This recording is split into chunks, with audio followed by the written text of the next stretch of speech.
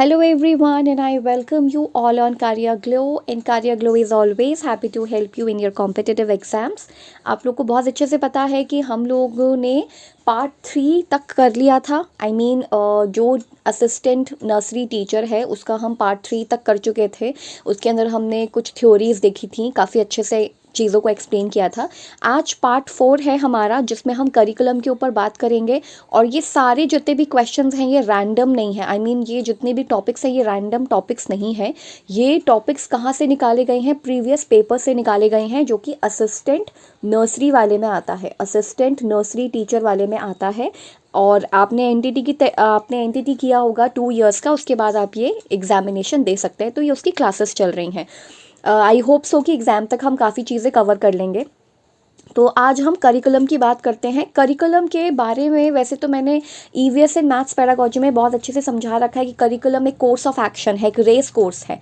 कहने का मतलब ये कि आपके टीचिंग से पहले, यानी कि जब भी आप बच्चों को पढ़ाते हैं उससे पहले आप एक करिकुलम डिफाइन कर देते हैं। कुछ ऑब्जेक्टिव्स को, जिनको हम ऑब्जेक्टिव कहते हैं, उनको आप सेट कर देते हो। दैट इज़ करिकुलम, कि आप इस करिकुलम में क्या क्या करवाएंगे। करिकुलम के अंदर एक और क्वेश्चन यहाँ पे पूछा गया था कि करिकुलम के अंदर क्या क्या आता है। तो करिकुलम के अंदर एकेडमिक चीज़ें भी आती हैं, नॉन एकेडमिक भी आता है, या जिसको हम करिकुलर कहते हैं एंड जिसको हम को करिकुलर एक्टिविटीज़ कहते हैं। जैसे कि वर्क एजुकेशन हो गया, कि बच्चे को काम करना आना चाहिए, ठीक है। SUPW हो गया, सोशली जो यूज़फुल चीज़ें होती हैं, प्रोडक्ट्स होते हैं, उसमें वो बनाए जाते हैं। स्पोर्ट्स आ गया, ये सब एक्स्ट्रा करिकुलर एक्टिविटी है, जिसमें म्यूज़िक होता है, आर्ट्स होता है, डांस होता है, सब कुछ होता है। इन सभी को मिला जुला के जो है करिकुलम प्रिपेयर किया जाता है एक बच्चे के लिए। और ये इसके अंदर प्री डिटरमिन गोल्स होता है। आपके गोल्स बिल्कुल आपके लिखे हुए होते हैं कि हाँ, हमें ये एग्ज़ाम ख़त्म करने तक, यानी कि ये वाला स्टैंडर्ड या फिर ये वाला क्लास ख़त्म करने तक हमें बच्चों को ये सब सिखाना है। तो ये करिकुलम बताता है। सो करिकुलम क्या है? करिकुलम एक रेस है, ठीक है। एक रेस कोर्स है जिसे हम कह सकते हैं। मतलब एक कोर्स ऑफ एक्शन है, एक रेस है, एक दौड़ है जिसे कंप्लीट करना होता है, और जिसके कुछ गोल्स होते हैं। और आप पढ़ाई के दौरान भी यही करते हैं कि जब भी बच्चा किसी एक क्लास में जाता है, एंटर करता है, तो उसको करिकुलम मिलता है। टीचर ये करिकुलम बच्चों के हिसाब से पूरा अच्छे से बनाते हैं कि पूरा साल जो है हमें क्या करना है। तो ये करिकुलम होता है। और ये करिकुलम के अंदर को करिकुलर एक्टिविटीज़ भी आती हैं, जो मैंने आपको बताई थी, जैसे कि डांस हो गया, ड्रामा हो गया, म्यूज़िक हो गया, स्पोर्ट्स हो गया, ठीक है। SUPW जिसको हम कहते हैं, वो सारी चीज़ें इसके अंदर आएंगी। सो ये करिकुलम है। पर करिकुलम जो है वो डिफरेंट तरीके के भी हो सकता है। जैसे कि एक हिडन करिकुलम होता है, जिसका डेफिनेशन यहाँ पे लिखा हुआ है। हिडन करिकुलम को हम हिंदी में कहते हैं छिपा हुआ या प्रच्छन्न, जिसको हम कहते हैं, शायद प्रच्छन्न कहते हैं हिंदी में, if I am not wrong. तो हिडन का मतलब है जो छिपा हुआ करिकुलम है, यानी कि ये वो करिकुलम है जो आपकी सिलेबस या आपके करिकुलम में तो नहीं लिखा कि अच्छा हाँ बच्चे को ये करवाना है, लेकिन वो वैल्यूज़ होती हैं जो आप सीख जाते हैं। Let's say for example raising your hand to speak.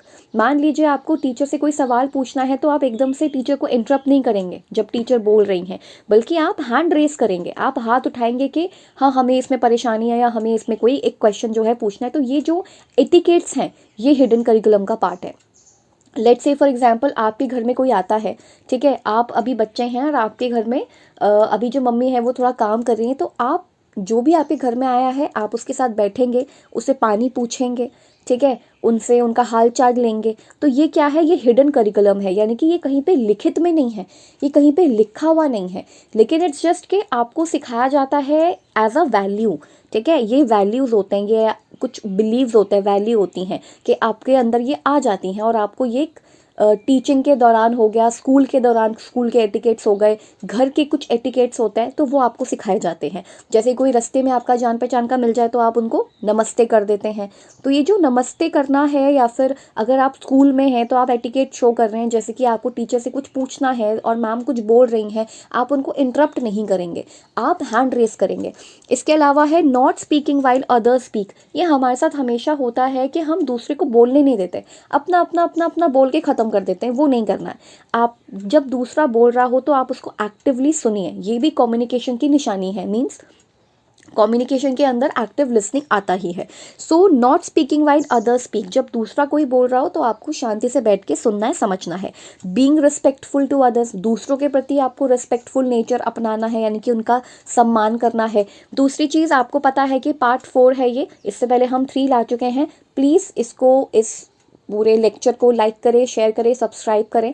और अगर आपको अच्छा लगता है तो ऑब्वियसली आप अपने जो भी आपके थॉट्स है वो आप शेयर कर सकते हैं। कोई क्वेश्चन है तो आपका वो पूछ सकते हैं कमेंट सेक्शन में, क्योंकि वो तो हमेशा वहाँ पे मौजूद ही रहता है।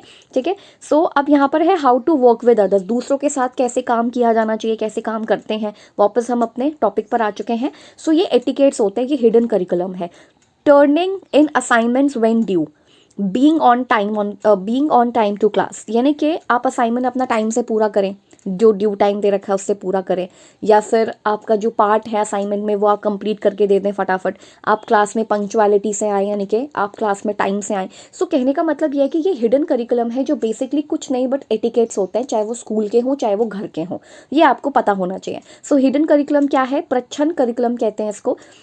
अ hidden curriculum is a set of lessons which are learned, जो लर्न तो किए जाते हैं और इसमें लेसन्स भी होते हैं, but not openly intended to be taught in school. मतलब ऐसा नहीं है कि आपको बता ही दिया गया है कि ये आपने सीखना ही सीखना है। ऐसा नहीं है कि वो करिकुलम को आपने सीखना ही सीखना है, लेकिन आप अगर सीख जाएंगे तो बहुत अच्छी चीज़ है, बहुत अच्छी बात है।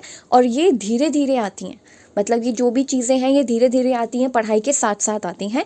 To be taught in school, ये आपको स्कूल में सिखाया जा सकता है एज अ नॉर्म्स, मतलब कोई रूल सिखा दिया, कोई वैल्यू सिखा दिया, इस तरीके से ये चीज़ें सिखाई जाती हैं। तो क्या बोला हमने? नॉर्म्स होते हैं, वैल्यूज़ होते हैं, बिलीफ होते हैं, conveyed in both classroom and social environment. Social environment का मतलब होता है आप अपने घर से भी सीख सकते हैं और आप अपने क्लासरूम में टीचर्स के साथ भी सीख सकते हैं, जिन्हें हम एटिकेट्स कहते हैं, जो तो हमें आने ही चाहिए। So this is hidden curriculum, जो कि आपको बताया नहीं जाता पर आप समझ जाते हैं, मतलब आप देख के समझते हैं, इसमें आप इमिटेट करते हैं। जैसे टीचर आपको बोलती हैं कि जब आप क्लास में आए तो एकदम डिसिप्लिन बना के रखें, ये तो चीज़ें हैं, ये करिकुलम में लिखा नहीं है कि आपको पंचुअलिटी दिखानी है। वो तो खैर गाइडलाइंस तो होती हैं कि आप पंचुअल रहें हमेशा और क्लास में टाइम से आए, डिसिप्लिन करें, लेकिन ये आप देख कर भी सीख सकते हो कि टीचर टाइम से आ रहा है, आप भी टाइम से क्लास में आए। वॉशरूम अगर जा रहे हैं तो घूम घूम के, मतलब पूरा स्कूल ना घूमना पड़े आपको, आप एकदम आप जल्दी से आ जाएं, तो आपको समझ आ गया होगा कि ये हिडन करिकुलम है। अब हम आगे बढ़ते हैं और समझते हैं कि हाँ, ये सब हम टॉपिक्स कर चुके हैं, आज हम पार्ट 4 करें। अब आता है स्पाइरल लर्निंग। देखिए स्पाइरल लर्निंग क्या है? स्पाइरल लर्निंग करिकुलम का बिल्कुल ही एक डिफरेंट अप्रोच है। इसके अंदर क्या होता है? करिकुलम तो होता है, करिकुलम तो बना होता है, लेकिन वो स्पाइरल होता है। स्पाइरल का मतलब ये है यहाँ पे कि हिडन करिकुलम तो आपको सिंपल समझ में आ गया कि हिडन करिकुलम है जो लिखा हुआ नहीं होता है, रिटर्न में नहीं होता है, लेकिन आप वो सीख जाते हैं, वो कुछ स्कूल के या घर के एटिकेट्स होते हैं।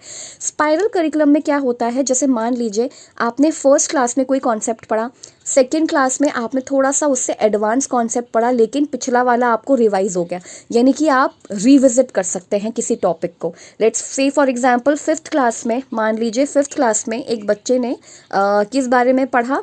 उसने फूड के बारे में पढ़ा कि फूड जो है वो हमें कहाँ कहाँ से मिलता है, और ये सारी चीज़ें उसने पढ़ी।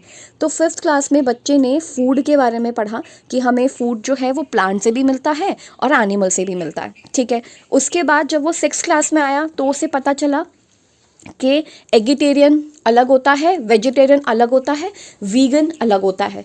तो ये उसको धीरे धीरे पता चला, ये उसको 6th क्लास में पता चला। उसको 6th क्लास में ये भी पता चला कि फूड से हमें न्यूट्रिएंट्स मिलते हैं। न्यूट्रिएंट्स इन द सेंस उसको कार्ब्स के बारे में पता चला, कार्ब्स के बारे में पता चला, उसको फैट्स के बारे में पता चला, उसे विटामिन मिनरल्स वाटर के बारे में पता चला, उसे न्यू चीज़ पता चली रफेज के बारे में, ये उसे 6th क्लास में पता चला। फिर उसके बाद 7th क्लास में जब वो आया तो उसे पता चला कि ये जितनी भी चीज़ें होती हैं ये हमारी बॉडी के लिए बहुत इंपॉर्टेंट होती हैं। जैसे protein is good for muscle building, हमारी मसल बिल्डिंग के लिए इंपॉर्टेंट होती है। कार्ब्स जो होते हैं हमें एनर्जी देते हैं। फिर हमने उसे कैरेक्टरिस्टिक्स पढ़े। जब आप 8th क्लास में आए तो आपने पढ़ा कि फूड प्लांट्स जो हैं फूड बनाते कैसे हैं। तो आप एक टॉपिक को थोड़ा सा पढ़ा, फिर अगली क्लास में एडवांस पढ़ा, फिर उसके बाद उसका रिवीजन हुआ। तो ये स्पाइरल होता है कि 5th क्लास में फूड के बारे में पढ़ा, 6th में भी फूड के बारे में पढ़ा, पिछला रिवाइज हो गया और थोड़ा सा एडवांस सीख लिया। फिर 7th क्लास में थोड़ा सा और फूड के बारे में पढ़ा और साथ ही थोड़ा एडवांस पढ़ा एंड 8th क्लास में भी फूड के बारे में पढ़ा। उसके बाद तो रिप्रोडक्शन इन फूड होता है, फिर रिप्रोडक्शन इन एनिमल्स होता है, फिर ऐसे ऐसे करके हम आगे अपने टॉपिक को बिल्ड करते जाते हैं। सो ये this is spiral learning. So spiral approach is a technique often used in education में ही यूज्ड होती हैं, वेयर इनिशियल फोकस, जहाँ पहला फोकस होता है इंस्ट्रक्शन पर। Focus of instruction is the basic facts of subject, पहले सब्जेक्ट की चीज़ें बताई जाती हैं, फिर धीरे धीरे फर्दर डिटेल्स ऐड की जाती हैं जैसे जैसे आप लर्निंग को प्रोग्रेस करते हैं। यानी कि जैसे जैसे आपकी लर्निंग प्रोग्रेस होती है, आपकी लर्निंग बढ़ती जाती है, या आप एक से दूसरे स्टैंडर्ड पर जाते रहते हैं, तो आपके मतलब आपको थोड़ा सा एडवांस चीज़ें सिखा दी जाती हैं। So this is spiral learning. तो आपको क्या पता चला, अभी तक हमने करिकुलम के बारे में सिर्फ यही पढ़ा है कि करिकुलम एक हिडन भी होता है, जो छिपा हुआ करिकुलम होता है। एक छिपा हुआ करिकुलम के अंदर आप एटिकेट सीखते हो, चाहे वो स्कूल के हों, चाहे वो सोशल सेटिंग आपके घर के हों। इसके अलावा स्पाइरल करिकुलम में हमने पढ़ा कि जो टॉपिक होता है उसको बार बार रिविजिट करते हो। हर एक क्लास में टॉपिक की थोड़ी कॉम्प्लेक्सिटी भी बढ़ती है, मतलब थोड़ी जटिलता बढ़ती है। हर एक टॉपिक की, हर एक संप्रति की धीरे धीरे जटिलताएँ बढ़ती हैं, और जब वो जटिलताएँ या कॉम्प्लेक्सिटीज़ बढ़ती हैं तो आप थोड़ा सा एडवांस सीखते हो। फिर नेक्स्ट क्लास में आप उसको रिवीजन करते हो, उसका रिवीजन होता है, और धीरे धीरे आपको एक टॉपिक की पूरी समझ हो जाती है। This is spiral curriculum. अब लीनियर करिकुलम क्या है? ये टाइलर ने एक मॉडल दिया है लीनियर करिकुलम का, जो एक ही बारी में करिकुलम आपको समझा दिया जाएगा। अभी तो आप इतना ही समझ लीजिए कि लीनियर करिकुलम का मतलब है कि एक ही बारी में टॉपिक की पूरी जानकारी आपको दे दी जाएगी। ऑब्जेक्टिव्स होते हैं उसमें, ठीक है, बहुत सारी चीज़ें होती हैं, अभी हम पढ़ेंगे। लीनियर करिकुलम का मतलब है कि एक ही टाइम पर या एक ही क्लास में आपको वो चीज़ पढ़। I am so sorry everyone, ये बार बार ना जो स्क्रीन है वो पता नहीं क्यों चला जाता है, पूरा का पूरा जो ये क्या बोलते हैं उसको, वाइट बोर्ड है, ये हट जाता है। सो हाँ, तो हम लीनियर करिकुलम की बात कर रहे थे कि आपको एक ही स्टैंडर्ड में, मतलब एक ही स्टैंडर्ड में उस टॉपिक का इन्फॉर्मेशन दे दिया जाता है, दैट इज़ लीनियर करिकुलम। और ये जो लीनियर करिकुलम है, इसके अंदर एक टॉपिक की आपको जानकारी दे दी, तो आप उसको दूसरी अन्य क्लासेस में, अन्य स्टैंडर्ड में रिविजिट नहीं कर सकते। This is linear curriculum. एक बार पढ़ा दिया तो पढ़ा दिया। अब आगे चलते हैं, आगे हमने ये सब चीज़ें पढ़ ली थी। अब कुछ छोटे छोटे वर्ड्स हैं जो हमें समझने हैं, क्योंकि ये ऑप्शंस में आए हैं। सबसे पहली चीज़ तो ये ऑप्शंस के अंदर आए हैं, जैसे कम्युनिटी इंगेजमेंट। कम्युनिटी इंगेजमेंट का मतलब ये होता है कि बच्चों को पढ़ाते समय या फिर स्कूल में आप कम्युनिटी को भी ऐड कीजिए, क्योंकि कम्युनिटी वैल्यू ऐड करती है। कम्युनिटी का मतलब है कम्युनिटी में रहने वाले सारे के सारे लोग जो अलग अलग काम करते हैं। दिस इज कम्युनिटी पार्टिसिपेशन, ठीक है। इसे कम्युनिटी पार्टिसिपेशन या इंगेजमेंट कहते हैं। जैसे कि बच्चों की बात आप एक स्वीपर से करवा सकते हैं कि क्लीनलीनेस कितनी ज़्यादा इंपॉर्टेंट है, वो ये काम क्यों करते हैं, पहली चीज़। दूसरा, आप किसी जो पॉट बनाने वाले पॉटरर होते हैं उनसे बात करवा सकते हैं बच्चों की, कि ये चिकनी मिट्टी आप कहाँ से लेकर आते हैं, आप कैसे व्हील को घुमाते हैं, कितना पानी की ज़रूरत होता है, कितना मतलब मिट्टी ये प्रिपेयर कैसे होती है, ये घड़ा जो है पानी भरने के काम आता है, गर्मियों में इसका क्या रोल है, और पोर्स के बारे में जो जितनी भी चीज़ें हैं, मतलब जो ये अर्दन पॉट होता है ना, इसको अर्दन पॉट कहते हैं, मिट्टी का घड़ा कहते हैं। तो ये इसमें पानी ठंडा क्यों रहता है, तो ये कम्युनिटी, अगर आप किसी मतलब जैसे आप वर्कशॉप कंडक्ट करवा सकते हैं बच्चों के लिए, so this is community engagement. इसके अलावा आप गार्डनिंग, जो गार्डनिंग करते हैं, ठीक है, या जो गार्डनर हैं, जो माली भैया हैं, आप उनसे भी बच्चों का परिचय करवा सकते हैं कि बच्चों हम गार्डनिंग कैसे करते हैं, उनके क्या क्या टूल्स होते हैं। So this is community participation. अब देखो, इससे होगा क्या कि बच्चा जो है वो समझ पाएगा कि पानी कहाँ पे रख सकते हैं, पानी को सेव करके कैसे रखा जा सकता है, क्लीनिनेस क्यों ज़रूरी है, गार्डनिंग कैसे होती है। क्या पता बच्चों का रुझान उस तरफ या रुचि या इंटरेस्ट उस तरफ बढ़ जाए। तो इसलिए कम्युनिटी इंगेजमेंट सही है, इंपॉर्टेंट है, क्योंकि कम्युनिटी के वजह से हम बहुत कुछ सीखते हैं, जो हमारे एग्जामिनेशन में भी, या हमारे आगे की लाइफ में भी, या हमारे आगे की पढ़ाई में भी काम आता है। So that is why community engagement is important, ठीक है। काउंसलर का क्या रोल है, बैंकिंग का क्या रोल है, बच्चों को ये सब छोटी छोटी चीज़ें बतानी चाहिए ना। कोलैबोरेशन, कोलैबोरेशन का मतलब है कि बच्चे कोलैबोरेशन में पढ़ रहे हैं। इसका मतलब है दो छोटे छोटे, दो तो नहीं पर आप डिफरेंट ग्रुप्स बना दीजिए, एक ग्रुप ये है, एक ग्रुप ये है, एक ग्रुप ये है, एक ग्रुप ये है। आप छोटे छोटे थोड़े थोड़े समूह का, मतलब थोड़े थोड़े बच्चों का ग्रुप बना दीजिए, जैसे 5 बच्चों का एक समूह बना दिया और उनको काम दीजिए। ये देखिए कम्युनिटी पार्टिसिपेशन, यानी कि सारे बच्चे अपना वैल्यू एडिशन कर रहे हैं ये कोलैबोरेशन में, ठीक है। तो कोलैबोरेशन का मतलब ये है कि मिलजुल के काम करना, किसी एक असाइनमेंट को, किसी एक प्रोजेक्ट को मिलजुल के करना। सो ये बहुत ज़्यादा अच्छा अप्रोच है, कोलैबोरेशन एक बहुत अच्छा अप्रोच है, जिनके थ्रू हम बच्चों को आराम से चीज़ें सिखा सकते हैं, ठीक है। यानी कि आप 5-5 का ग्रुप बना दीजिए तो बच्चा उसके अंदर सीख जाएगा अपने आप, ठीक है, मतलब अपनी जिम्मेदारी भी लेगा और सीख जाएगा। फिर एक वर्ड है न्यूट्रेंट्स का बहुत यूज़ हुआ है, ये मतलब ये जो नर्सरी टीचर वाला है एग्ज़ाम जो आपका असिस्टेंट नर्सरी टीचर, उसमें बहुत न्यूट्रेंट्स का यूज़ हुआ है, क्योंकि ये एक ऐसी अवस्था है जिसमें बच्चे को न्यूट्रेंट्स की आवश्यकता पड़ती ही है, ठीक है। बच्चे को अपने आप को बिल्ड करने के लिए न्यूट्रेंट्स तो चाहिए ही हैं, ठीक है। तो आपको न्यूट्रेंट्स की समझ होनी चाहिए कि कार्बोहाइड्रेट्स किसके लिए काम आता है, एनर्जी गिविंग फूड है, ठीक है। फैट्स भी एनर्जी गिविंग फूड है, बल्कि कार्बोहाइड्रेट से ज़्यादा फैट्स आपको एनर्जी देते हैं। मिनरल्स हमारी बॉडी के लिए बहुत ज़्यादा ज़रूरी हैं, प्रोटीन्स हमारे लिए बहुत ज़रूरी हैं, ये बिल्डिंग मसल बिल्डिंग वाली होती हैं एडोलसेंस में, या फिर बढ़ता बच्चा जो है उसको आपको प्रोटीन का इंटेक उनका अच्छा करना चाहिए। विटामिन्स भी हमारे लिए बहुत ज़रूरी है, वाटर इंटेक तो होना चाहिए। वाटर की तो ढेर सारी चीज़ें हैं, वाटर आपका ब्लड बनाने का काम करता है, ब्लड को गाढ़ा नहीं होने देता उसको, मतलब उसमें तरलता या फ्लूइडिटी, ताकि पूरे बॉडी में ये क्या बोलते हैं फ्लो कर सके, उसका वो करता है, उसके लिए हेल्प करता है। दूसरा चीज़ जो ब्लड है वो आपके डिफरेंट ऑर्गन्स को न्यूट्रिएंट्स प्रोवाइड करने में हेल्प करता है। तो जब ब्लड फ्लो ही नहीं करेगा तो फिर आप कैसे, आपकी बॉडी कैसे वर्क करेगी, कैसे फंक्शन करेगी।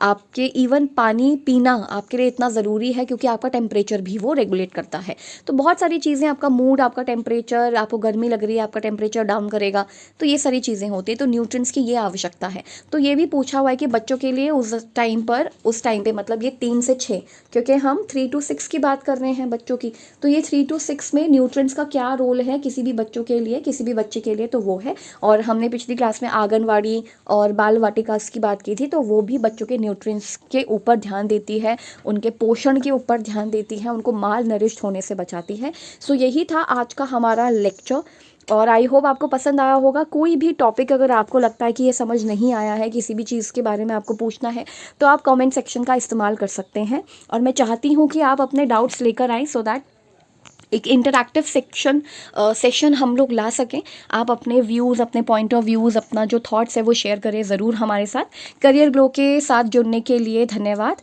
और आपका दिन बहुत अच्छा हो और आप बहुत अच्छा करें अपनी लाइफ में। आप पढ़ाई कीजिए, keep learning, keep discerning and keep watching my videos. Thank you so much, bye bye.